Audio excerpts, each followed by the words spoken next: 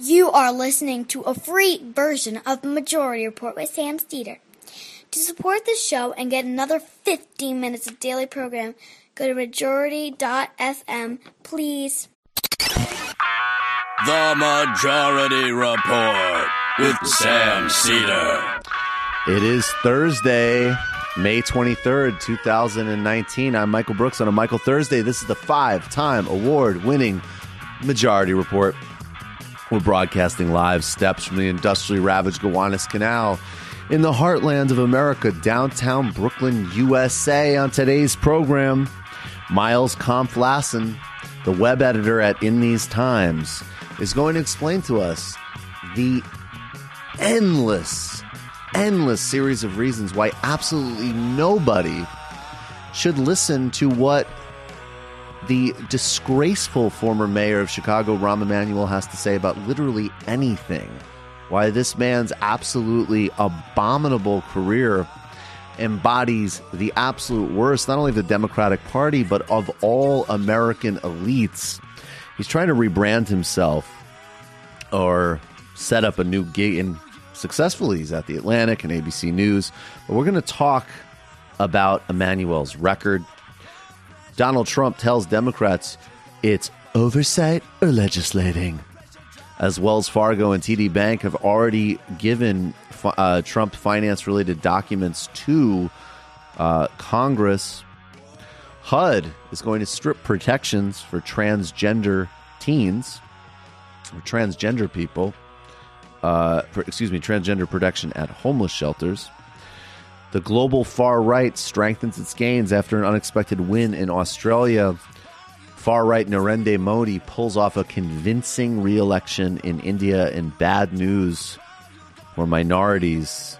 And actually, in fact, despite his rhetoric, the poor in that country. U.S. officials plan to send 10,000 troops to the Midwest as Mattis, who, remember his record in Fallujah, has made his first public remarks since leaving the Trump administration to warn against a military strike in Iran. Workers at McDonald's are striking across the country today for a high $15 minimum wage and against sexual harassment.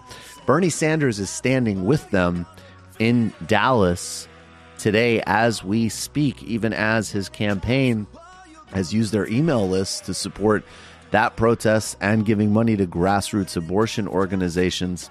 While teaching at Harvard, Senator Elizabeth Warren did outside legal work.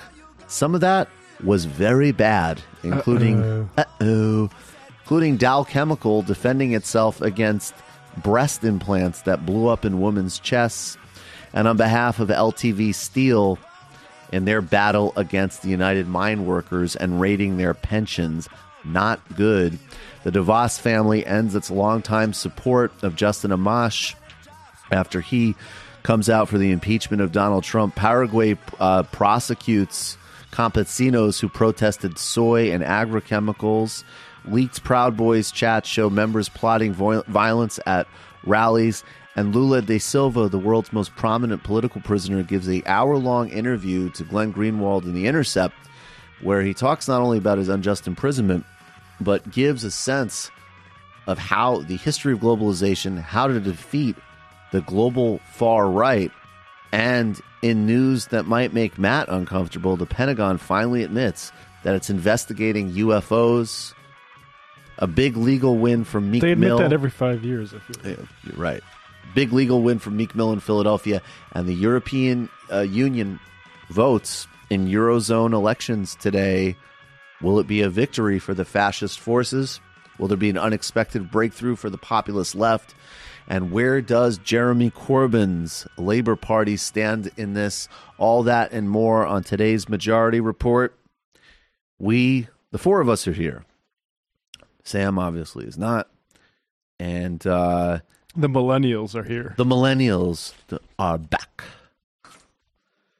The millennials are back. It's the Millennial Report. It's the Millennial Report. Sam is the quintessential Gen Xer. He sure is. That's amazing. But yet still claims to not know who Ace of Base is. Howard Stern has a new book out kind of a book, I think, that sort of, I guess, reflects his new, basically on satellite radio, the guy sort of reinvented himself. He's gone from sort of like a, I guess kind of like a 80s and 90s shock jock to like a, almost like a earthy Terry Gross. Incredible. He really is. Like, guy is an amazing interviewer. That's so weird. I mean, I think I'm a big Howard Stern fan from everything. I think he's funny, and I like all the old stuff. I sometimes will go on a binge where I'll listen to like 90s Howard Stern. You like listening to him beg to see women's tits for half an hour? That's fun for you? Yeah, sure. It's nostalgia. If that helps the bit. No, that actually isn't most of what that content is. I like him like bothering Jackie the Joke Man about his various career schemes as an example. So, and I also, my favorite thing, and I am someone who should not be laughing at this, but his station manager, Tom Chiasano, sent a company-wide memo, and it had a lot of grammar errors in it. So Howard had a second grade school teacher from Long Island named Mrs. D'Agostino, I think her name was, come into studio and grade the paper on air while he terrorized the station GM. And that was one of the funniest things I've ever heard in my life. And that like holds up from the 90s. That's like something Sam would do. That is exactly. Well, where do you think Sam gets ideas like this from? It's not like Sam was listening to those, to Howard as well. But anyways, there was actually something relevant that happened to Stern, I guess politically, back in like 2003, 2004, where the FCC was definitely fining him in a way that was specifically targeted to him. And it did have free speech implications. And it also was in a context of total vertical integration of the media landscape. And at that point, it was radio under the dominance of Clear Channel, which incidentally was also like incredibly xenophobic, pro-war, pro-Bush. They weren't playing the Dixie Chicks because the Dixie Chicks had some mild criticism of George W. Bush. I mean, as Sam says, it truly was. It now is so crazy, of course, but there is an alternative. There is an ecosystem that's accessible where you can share a community. Whereas, like, people really do. I mean, back then, going and reading like the blogosphere to get the alternative perspective was really people who were just like, yeah, I'm a Democrat. I don't want to cut Social Security. I don't think we should just sort of like torture and murder people in the Middle East. So, but Stern was fined steadily, and those fines did increase as in that point, not radically, but he became an outspoken supporter basically of Democratic candidates and of John Kerry and against George W. Bush. And Bernie Sanders plays into this. So we got a little bit of a clip, and then we're going to go in a trip down memory lane. But here is Howard Stern on Stephen Colbert explaining his, giving a sense of his history with Bernie. And then we have a throwback clip, I think from 2004, 2005, of Sanders on Howard's show. Here is Stephen Colbert with Howard Stern from last night. Who would you be excited to have on? Oh, gee, I don't know. That's Joe Biden. Sure, why not? Because Joe Biden's had a fascinating life. Sure. And I think it would be interesting. Bernie. Bernie Sanders, for sure. Bernie Sanders is probably my biggest hero for one reason. And this is very self-serving. When the FCC was attacking me and they were attempting to take me off the air, and in a big way, it was almost like racketeering. They kept fining our stations. They kept keeping us from buying other radio stations. Bernie Sanders got up in the Senate and said, I think what you're doing to Howard Stern is wrong. I believe in freedom of speech, and I want to go on record as saying you got to stop it. And it was pretty damn impressive. And I'll tell you, I was under siege at that point. I really was, and I thought it might be the end of my career. And, what year are we talking about here? Oh, geez. I don't even remember when he did it. I would have 1963? No, a little later than that. Probably in the 90s, yeah. Oh, wow. So he really doesn't remember. So this is actually 2005, and this is a clip, and this is great because I do love, and again, I am a Howard Stern fan, but I do love the collision in this clip of, and fair enough, I totally, like no one wants their career under siege, absolutely, but I do love like Howard's fairly specific focus and Bernie's broader focus. Check this out. Government doesn't need to do a thing. You can do it yourself. Congressman Bernie Sanders from Vermont, I don't mean to sound paranoid, but ever since I announced my satellite deal, I am now seeing the focus going to satellite radio as opposed to terrestrial radio. Am I the target of every politician? No, I don't think you're the target. I think there's an effort on the part of extreme right-wingers and people who think that because they don't like something, nobody in America should be able to hear it and see it. It's not just you. You're the only congressman that I know of. I'm going to tell you about this guy right here on the phone, Bernie Sanders.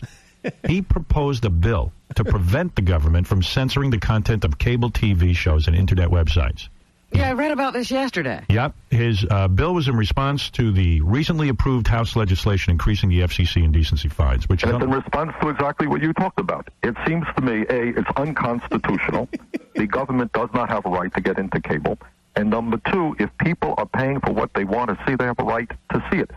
And what all of this is about, Howard, is moving us to a less free society in many respects, cutting out different points of view. If people don't like your program, anybody else's program, you know what they could do? They could turn it off. I just read about a religious broadcaster that was fired this week because he went on and said, someone asked him, do you think the Pope will go to heaven? It was a theoretical discussion. And the guy said something about how only born-again Christians can go to heaven. You know, whatever his opinion Whatever his belief is. He was fired for that. That's right. Now, if you, and then the guy even said that the dish goes, gee, I never did anything like Howard Stern. Why are they firing me? Because it doesn't stop with me. They're going to censor Tony Soprano. They're going to censor... That's exactly what they're going to do. Let me tell you what they're already doing. I don't know if you know this. You've seen the film Saving Private Ryan, right? Yeah. Right. Fantastic film. Right. ABC showed it nationally on Veterans Day. 60 ABC affiliates refused to put it on the air because they were afraid they were going to be fined. 6-0. 6-0 because obviously in the middle of a war in the film, soldiers use profanity. The PBS could not recently put it, a film distributed because in the middle of the war in Iraq, bombs are going off. Soldiers use profanity. They had to censor that. Well, here's the key question. How many of your fellow congressmen, who I'm actually losing respect for, how many of your fellow congressmen are going to support your bill? Now, so far we've got about 10 on the bill. It's H.R. 1440. But I think when the American people learn what's going on and the fact that The Sopranos and every other show that they like on cable could be censored, then more and more people will be supporting this bill. But we need the help of the American people. This was a really big deal at the time, and they were absolutely right. And I totally agree with him. But I love, I mean, but even just the consistency in terms of like from the big argument today about reclaiming America from the oligarchy back to like, look, if you want to listen to Howard make a total prick of himself, that should be your right. And I think if people wake up, they demand.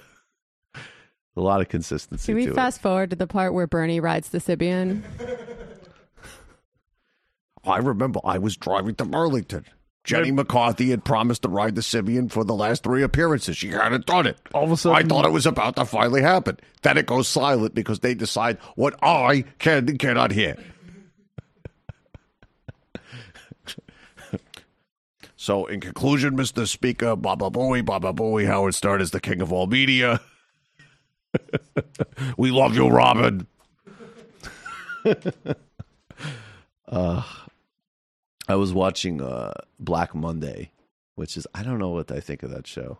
Have you seen it at all? The Don Cheadle? Yeah, I wanted to be. I watched every episode of it, and it kind of loses track of what it's trying to do. That's the problem. Is I don't think it knows what it wants to do. But there's one character who's having like a big like F it moment, and after like a bunch of like increasingly disastrous calls to like various friends and family, basically telling them to kiss off. It concludes with like, "Hey Howard, can like Robin take her shirt off?" Which I just thought was like a really good, like, yeah, that probably was exactly the time. So sometimes you get home after work or school or wherever it may be, and you're too exhausted to do anything. You're knocked out. And you just, maybe you're even still at the office. Maybe you're working late. Maybe it's like a Tuesday. We do TMBS on Tuesday, and it's basically an uninterrupted day that basically goes from like, I don't know, would you say like 10 to 10:30 or something like that? That's basically a Tuesday. you might want to treat yourself to a meal you deserve with an on-demand from your favorite restaurant with DoorDash. DoorDash connects you with all of your favorite restaurants in your city. Just use the DoorDash app to choose what you want to eat, and your Dasher will bring it right to you wherever you are.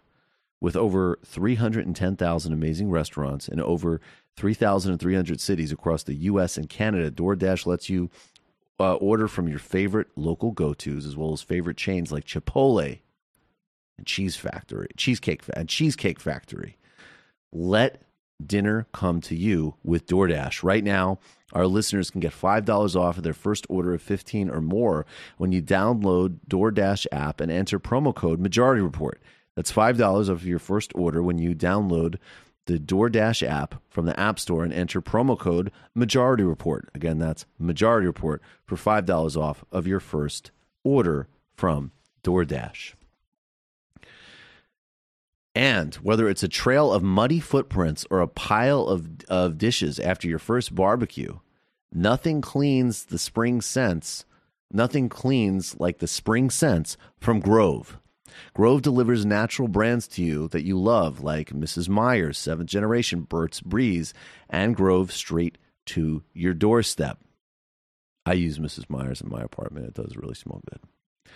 Everything is healthier for you and the planet, plus it really works. I use all Mrs. Meyer products, hand soap, dish detergent, and not only does it smell really good, like as an actual good smell, not just like a chemical smell that like lingers over your kitchen after you clean dishes. I have super sensitive skin and I have to like wear gloves and everything, but the Mrs. Meyer's helps when you have to, because I don't have a dishwasher in my apartment. So you got to crank through them and it helps to have a clean product like that. Right now, our listeners can take advantage of this exclusive spring offer when you place your first order of $20. Get a free 3-piece cleaning set, your favorite limited edition scent, lilac or mint or peony. That includes a Mrs. Meyer's hand soap, a Mrs. Meyer's spring soap, a Mrs. Meyer's spring multi-surface spray, a Grove Collaborative cleaning caddy, and a Grove Collaborative walnut scrubber sponges. Plus, get a 60-day VIP membership as well as a surprise bonus gift. Just go to grove.co/majority to sign up and place an order for 20 or more. That's grove.co, not com, co, not com.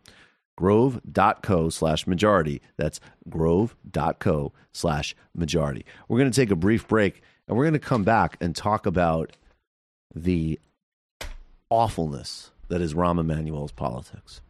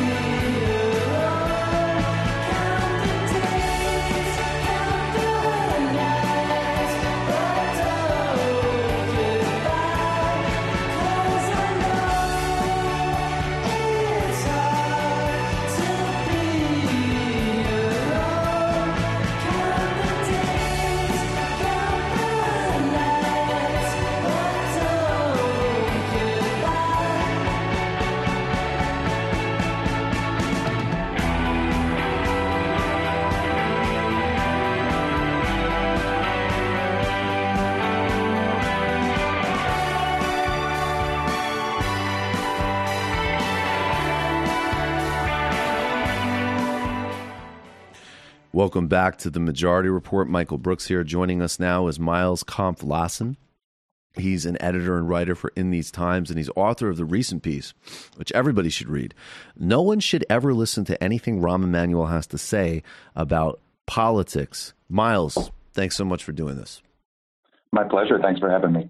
So I'm guessing, certainly in this audience, there's probably a fair amount of people that, even if they would know Rahm Emanuel's name, they probably also know that his politics and record are, atrocious from the perspective of, human beings and, advancing important causes like healthcare, education, police reform, and so on.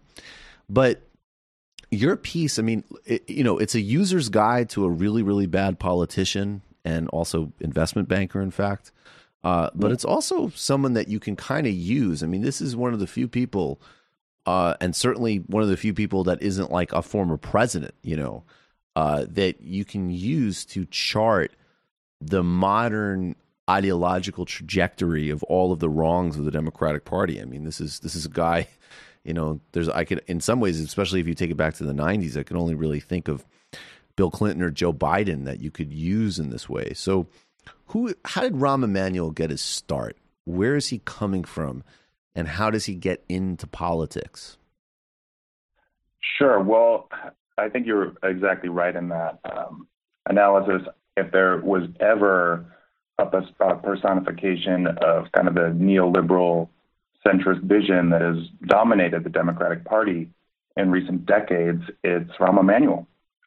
This is someone who got their start working, actually, so let's go on a little tour of Rahm Emanuel's pretty disastrous political career. He got his start actually doing fundraising, and that might not seem pernicious, but he helped to really engineer this new approach that the Democrats took starting in the 90s, focusing almost exclusively on fundraising and trying to get the support of wealthy interests. And he did that working on Bill Clinton's campaign before the 92 election. He famously helped to stuff out some of the accusations from Jennifer Flowers by doing this massive ad buy for Bill Clinton in the throes of the campaign. And then after Clinton won, he went on to serve as an advisor. And there he carried out some of the really most disastrous policies that we are dealing with the consequences of today. The main one being NAFTA. He helped to write the North American Free Trade Agreement. And that's a bill that, as we know, not only helped to fuel the offshoring of American jobs, but it actually led to really the collapse of the American manufacturing center. It helped to gut the industrial Midwest, the Rust Belt, and it led to massive wage stagnation. And this is the type of results we're seeing now that have led to so much stress and depression in these states. So that's number one. He also worked on the crime bill, which helped to incite the mass incarceration crisis. He really pushed Clinton to move to the right of the Republicans on the issue of immigration. He actually, one quote he had giving advice to Clinton was to claim and achieve record deportations of criminal aliens. So that was in 96. So Emanuel's really at the center of a lot of these issues that led the Democratic Party to tack rightward. He left the Clinton administration in 98. Then he went to Wall Street, as you mentioned, he served as an investment banker.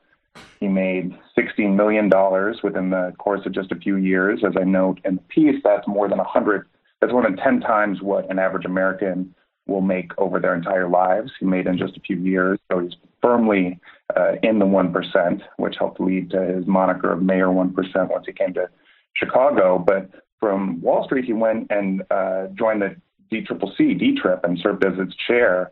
And in 2006, he's credited with helping to orchestrate the election of Democrats to take over Congress in that year's elections. But what he actually did was he recruited all these conservative blue dog Democrats. And these were Democrats that didn't even believe in the issues Democrats supposedly were fighting for, from Wall Street regulation to health care.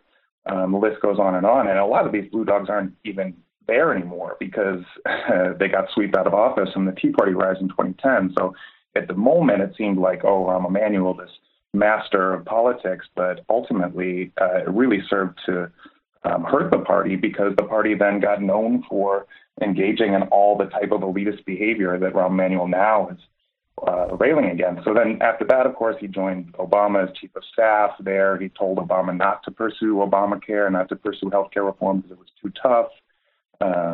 He fought against union workers during the auto bailout. He famously said at the UAW, and he really served as a conservatizing force within the Obama administration.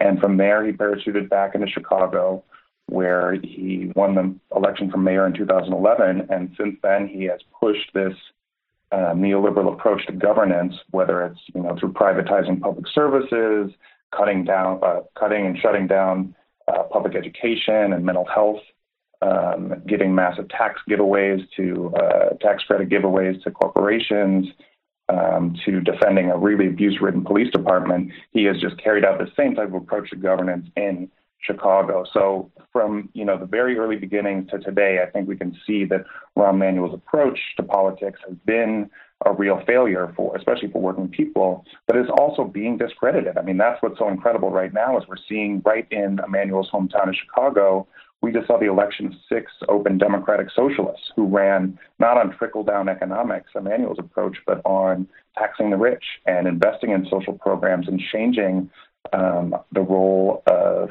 public elected officials to actually focus on democracy rather than just helping wealthy interests. So that's a little encapsulation of the career arc of Mr. Emanuel. So that's the positive news, and that's also the reason that we still need to keep track of this guy because, again, I mean, he was exceptionally destructive because he was a destructive force as in the Clinton administration, a destructive force in the National Democratic Party, a destructive force in the Obama administration, and then somebody who really, I mean, and I do want to talk specifically about Laquan McDonald. I want to talk specifically about the war on teachers and public education because I also think, in fact, that the Chicago's Teachers Union on the countervailing side of that dynamic is in some ways they're also some of the progenitors of this much more, this very positive democratic socialist and authentically progressive politics that has been emerging in the last several years. But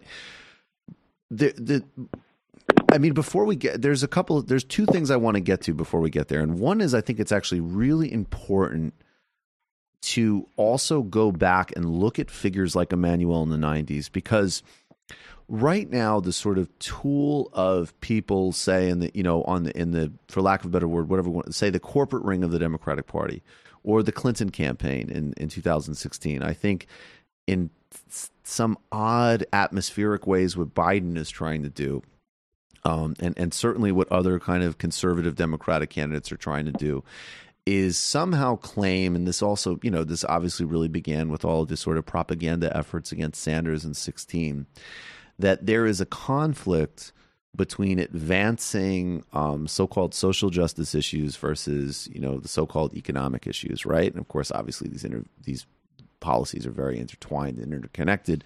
They're distinct, but they're connected. And there was this, notion that, that was exemplified in the most extreme, ludicrous way of, Hillary Clinton doing something about Wall Street won't do something about racism, right? And of course, it's like, well, first of all, that's just insane because nobody is saying that, nobody's making that argument, but it still is something that should be done. And incidentally, as a second order thing, actually a lot of predatory Wall Street policies are in fact highly racialized, and the complete elimination of housing wealth had a massive structural racial effect on Black and Hispanic communities.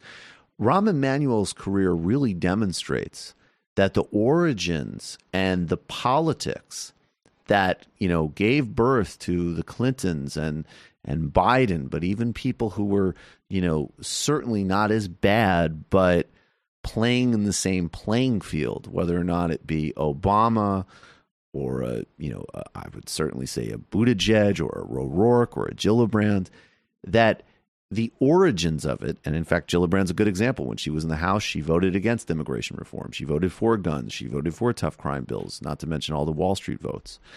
That in the 90s, it was not just moving to the corporate direction on economics. It was playing to a huge amount of reactionary sentiments on immigration and welfare. And that's another area where Rahm was a huge promoter of that. Oh, yeah. I mean, there's no doubt. I mean, what I didn't mention before, one of the other major bills he pushed through under Bill Clinton was welfare reform. And that is, as we know now, and as how progressive economists knew then as well, it spiked extreme poverty. It cut off a lifeline, as I say in the piece, to millions of Americans who that was their basic safety net, and as a result of ending welfare as we know it, the result was that the struggling families were left out in the cold, and that was orchestrated again by Emanuel. And you bring up an important point.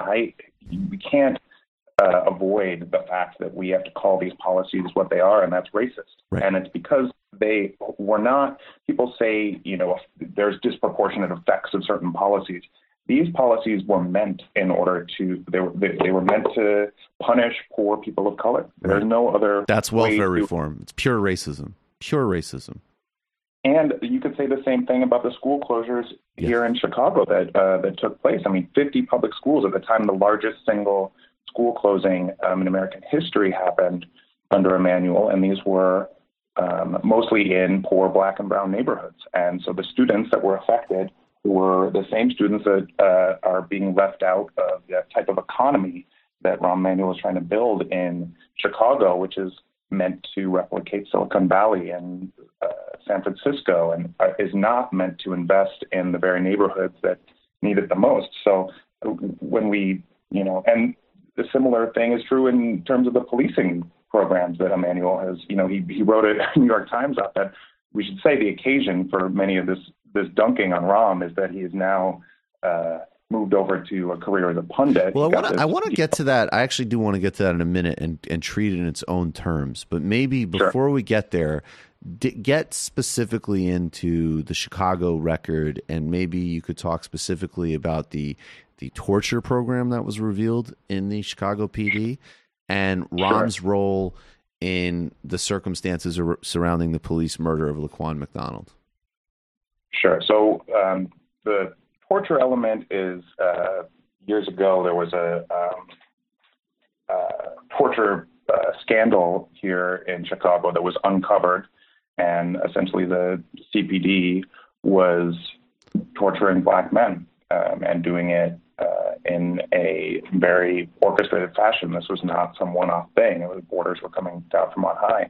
Actually, this was an area where there was some reckoning with the past, and now, as a result of a bill that was pushed through, the facts of this torture scandal are being taught in Chicago public schools, which is a pretty incredible thing. But the fact is that we haven't moved so far from those days of, truly vile racist policing, because as we saw in the Laquan McDonald case, there was really no doubt that there was some type of a cover-up. How involved Emanuel was in that cover-up is still being debated, but Laquan McDonald was a Black teenager who was murdered by the Chicago police. He was shot 16 times while just wielding a knife.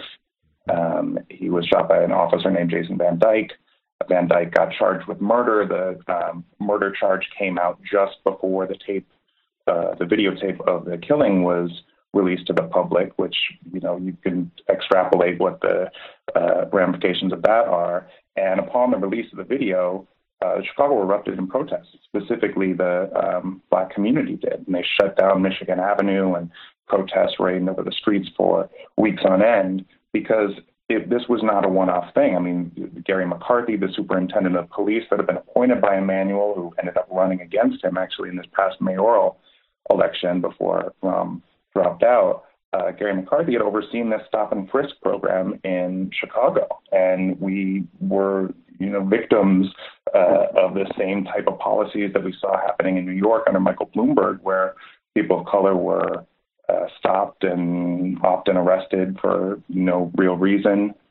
And police brutality is still a true issue. I mean, when the Justice Department came in and did a survey of the police department here, they found rampant abuse and issued that in a report. And yet Rahm had not been willing to go forward through a consent decree, and people were understandably not just angry at him. There was real people demanding his head, basically saying, Rahm has got to go. There was so many chants of resign Rahm. And I think that was a major reason why he decided not to run for election for a third term, because the political terrain was just so unfriendly towards him because of that cover-up and the scandal. That is not the only reason, though. I mean, it's also that the politics of the city have changed, and we can see that in the results of the election, where this whole host of progressive candidates from city council to the mayor got swept into office. I mean, it's a clear repudiation of the type of approach Emanuel had staked his whole political career on. Absolutely. And so now that gets us to what he's trying to do now. And we'll get to this piece in the Atlantic with one of the most just incredible article titles imaginable from Rahm Emanuel. But, first of all, okay, so he's out. He's in that kind of classic position, I think, of particularly a modern Democrat, where Democratic elite politician, where he's actually incredibly unpopular with constituencies. His record, and I just also want to add the other thing in 2006 when he was, running Democratic strategy for the DCCC. He was, he had been somebody who had supported the invasion of Iraq as well. So it's another area that I just think it's worth noting, another, horrific catastrophe that he was the wrong side of. But, going beyond that, someone like Ed Rendell, hack, 1% style Democrat, natural gas Democrat, governor of Pennsylvania.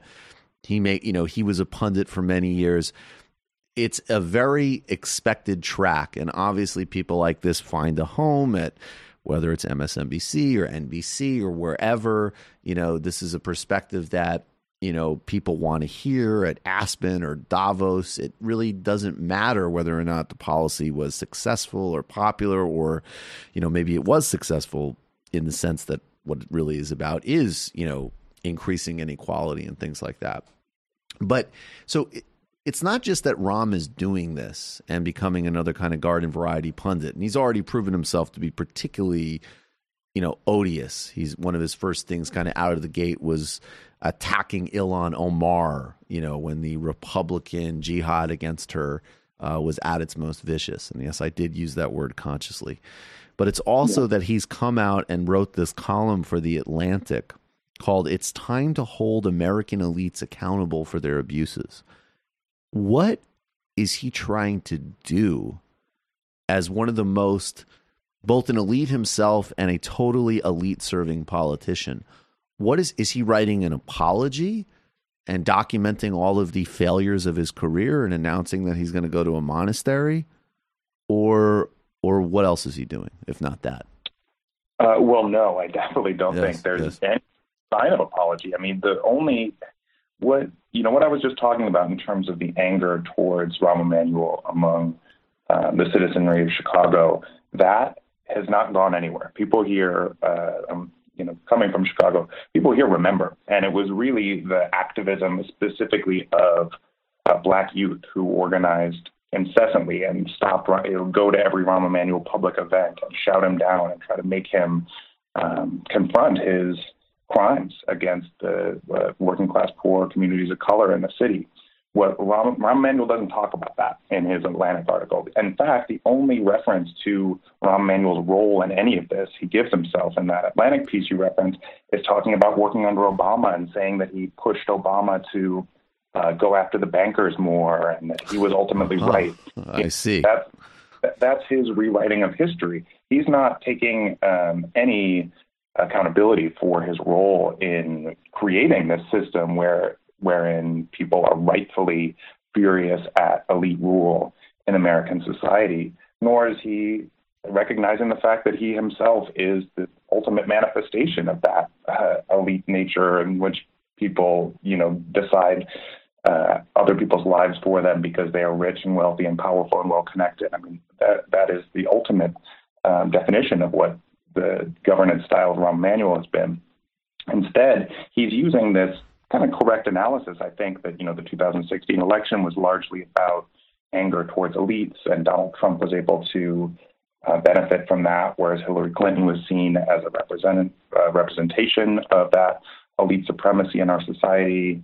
Donald Trump was able to say he was fighting against it, and therefore now Democrats need to learn from that and rightfully call out the elites as the opponents that they are. I think that's all right and true, but when it comes to the solutions he proposes, they're just nonsensical. I mean, he says we need to try to achieve justice and we need to reclaim middle class values and interests.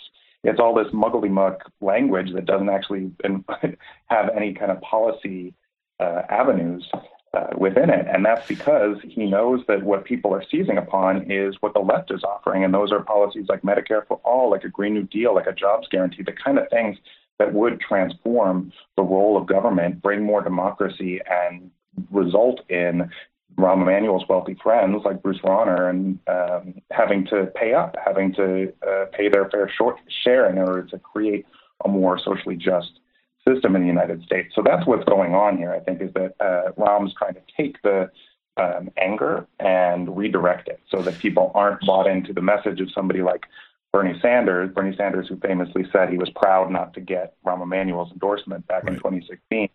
That's clearly the kind of bête noire to this whole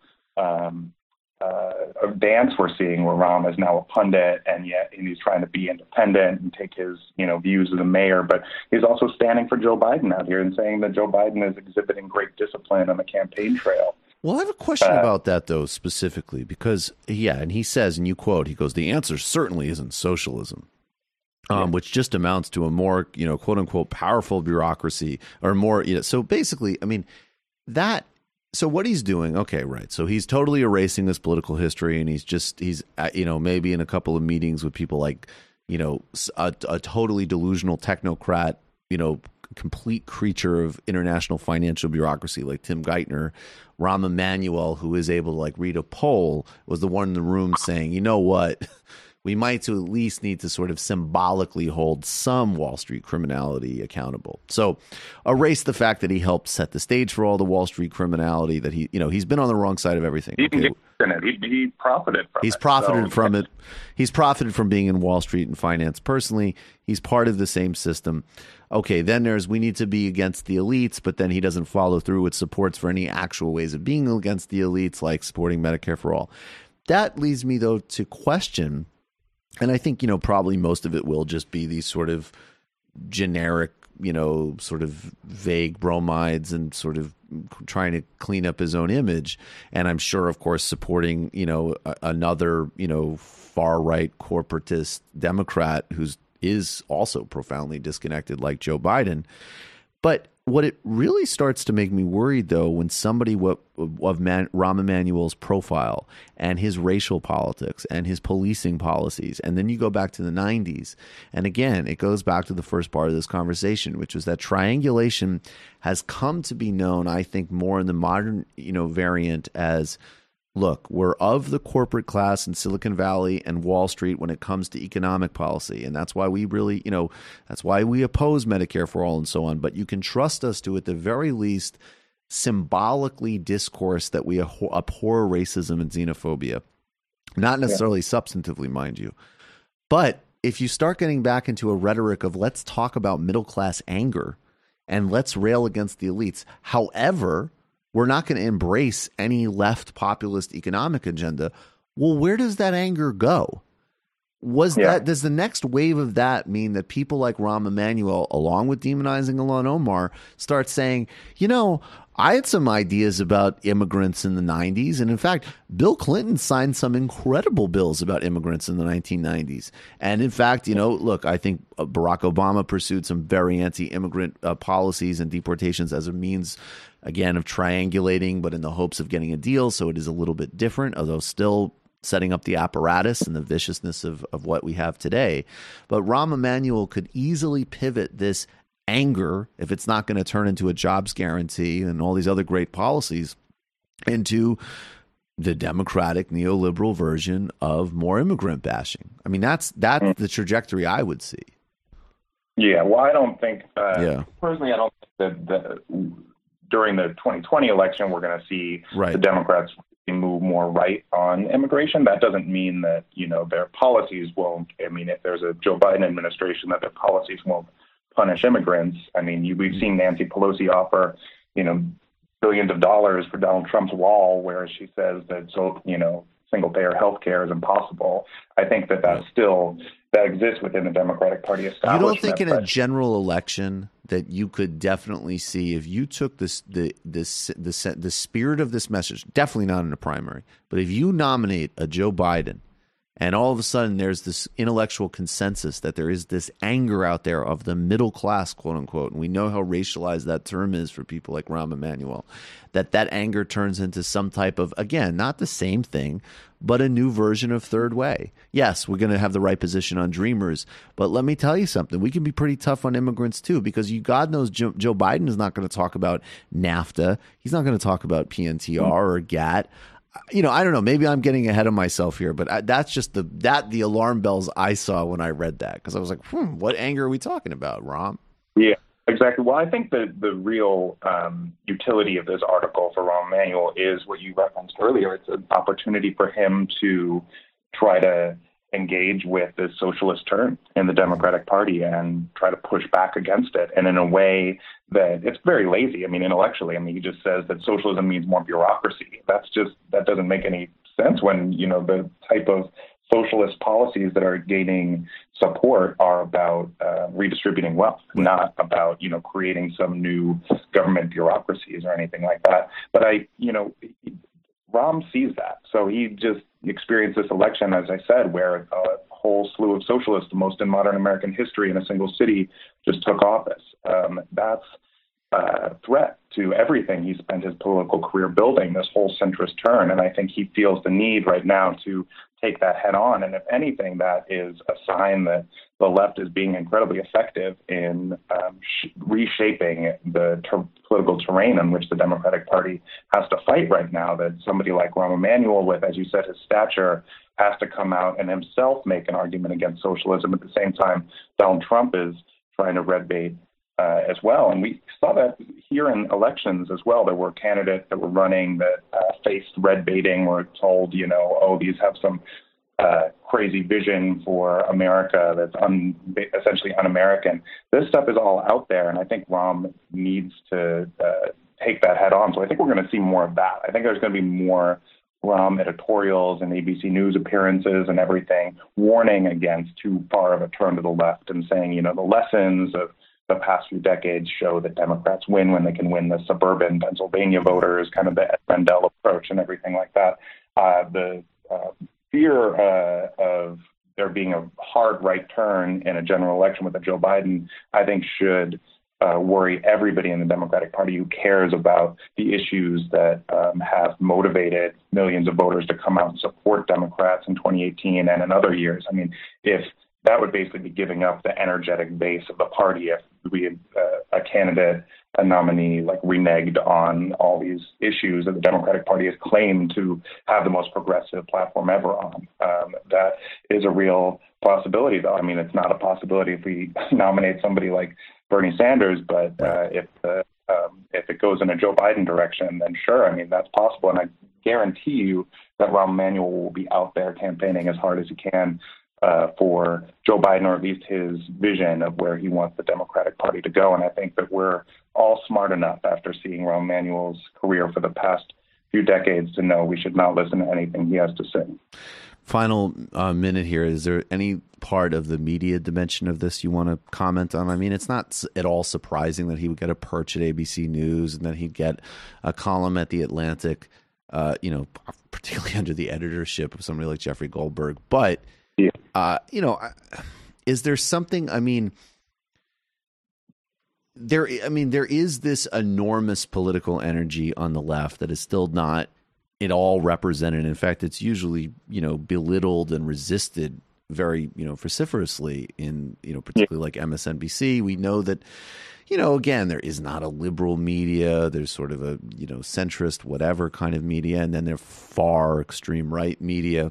And for what it's worth, I think you could also put on the table, too, I am not obviously I'm not drawing an equivalency, but even just the ratio of like Republican voices that are not in tune with Trumpism are frankly just disconnected from the electorate. I think a lot of the I think there is some centrist electorate, and they're more in the Democratic Party, like it or not.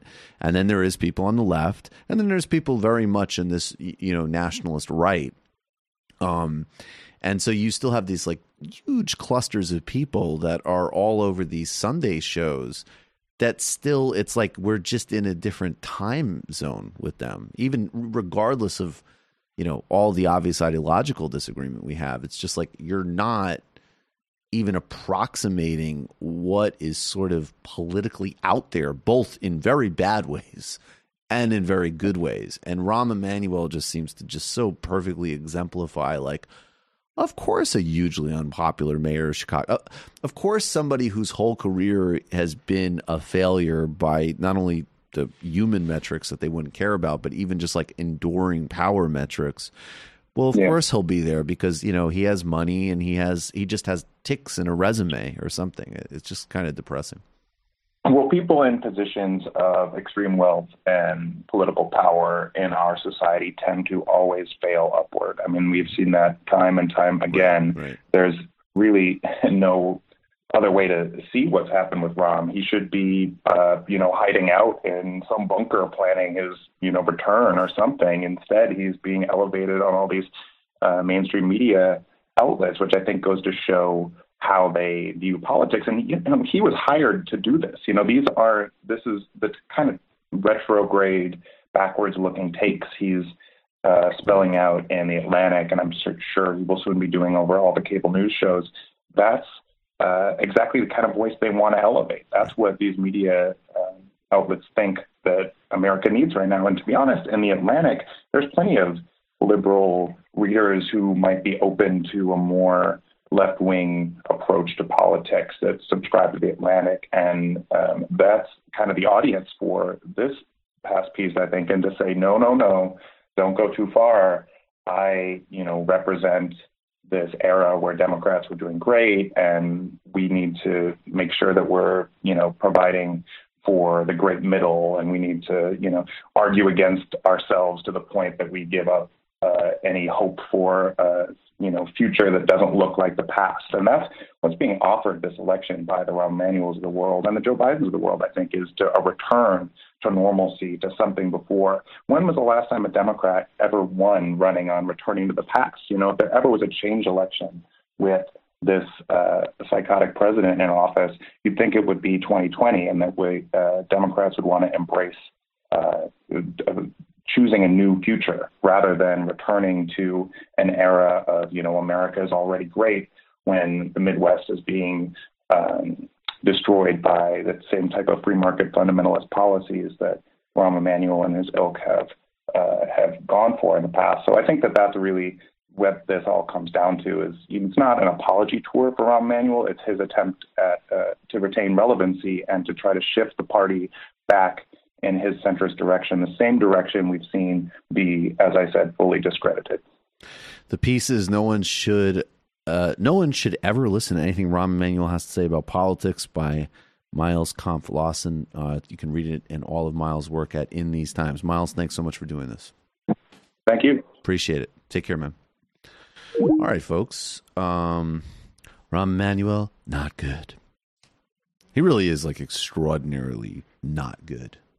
just an utterly loathsome figure in politics, and someone that you're going to have to see on your TV a lot if you choose to rot your brain by watching politics on television, which good time to read Amusing Ourselves to Death by Neil Postman, I would say.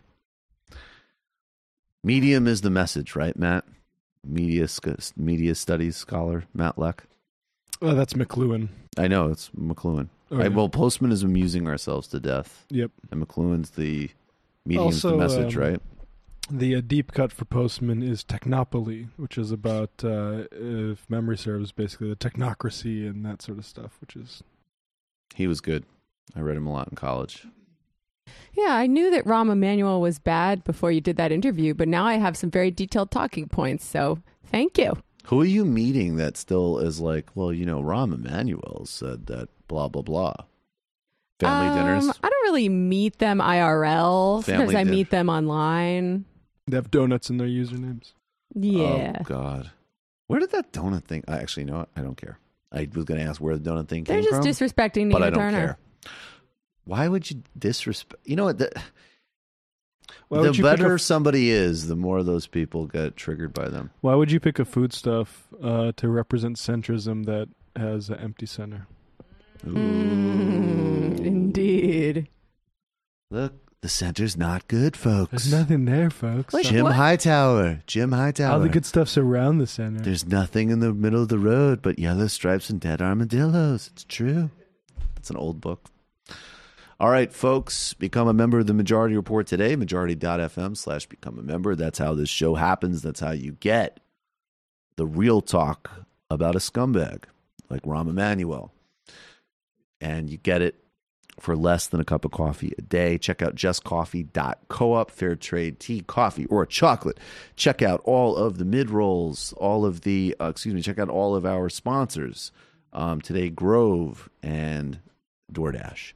On the Michael Brooks show this weekend, we're doing a think tank on capitalist realism, the constriction of our imaginations, and Jeff Bezos in space. The following week, we have an in-depth illicit history of Hezbollah and Lebanese politics with Dr. Drew McHale from Queen's University in Ireland. No new show next week for TMBS. We are off. But there's a huge catalog to catch up on, and now a highly clipped YouTube channel with a huge amount of content, including illicit histories of Iran, updates on Argentina, on Algeria, Biggie Smalls' artistry, and the myth of the Roaring 90s. Michael Brooks Show on YouTube, patreon.com/TMBS. Jamie. This week on the Antifada, Andy is back from his travels with several interviews. This is out now. So he interviewed Isabel Diaz-Torres from the anarchist Biblioteca Abra in Cuba. And this guy is a Cuban anarchist who was actually arrested after he did the interview with Andy for staging a protest. I believe he's been released, yeah. Okay. But he staged a protest against homophobia, and the Cuban state doesn't really let you stage your own protests. So that's interesting, and I think we're going to add some updates in the description. We also have Simon Rodriguez from Partido Socialismo y Libertad of Venezuela, who's part of the left opposition to Maduro.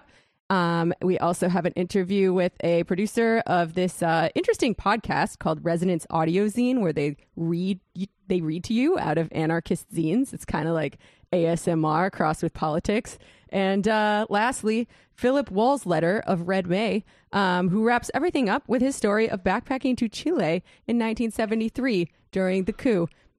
Wow. And I was trying to listen to it on my way here, but my fucking dongle kept going out, and I hate it so much. Ooh, those dongles, man. What is a dongle? The thing that you have to connect to your phone that doesn't have normal audio jack, so you can plug your headphones into it. It's so annoying. Plastic things. They break immediately. Yeah. They last about a month and a half, and then you have to buy a new one. And guess what? Those are very profitable for your phone companies. They make lots of money off of selling you new ones of those.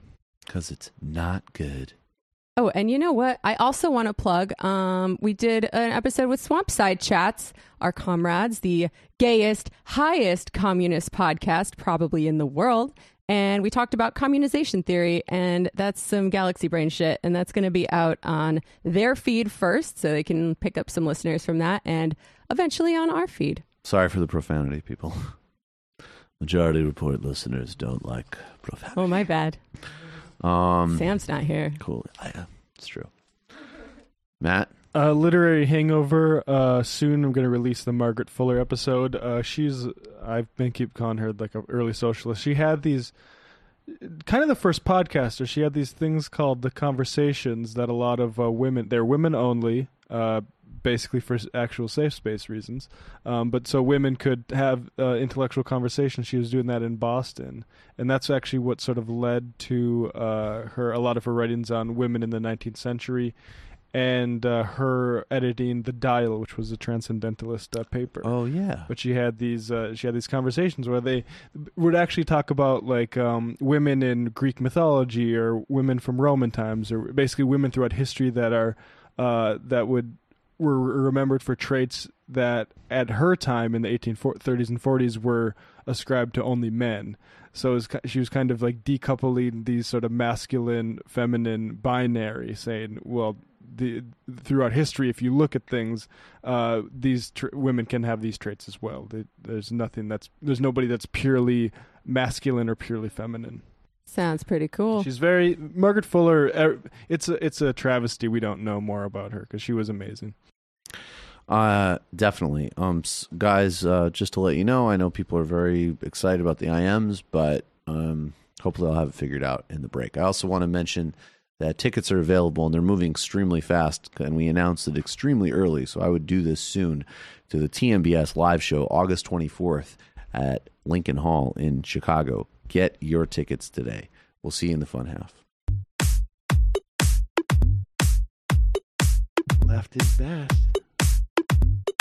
Jamie and I may have a disagreement. Yeah, you can't just say whatever you want about people just because you're rich. I have an absolute right to mock them on YouTube. He's up there buggy whipping like he's the boss. I am not your employer. You know, I'm tired of the negativity. I'm sorry, I didn't mean to upset you. You're nervous, you're a little bit upset, you're riled up. Yeah, maybe you should rethink your defense of that, you fucking idiots. We're just going to get rid of you. All right. But dude. You want to smoke this joint? Yes. Do you feel like you are a dinosaur? Some good shit. Exactly. I'm happy now. It's a win-win. It's a win-win-win. Oh, hell yeah. Now listen to me. 2, 3, 4, 5 times. 847-906-501-457. 2, 38, 56, 27. 1/2. 5 8s. 3.9 billion. Wow. He's the ultimate math nerd, Don't you see?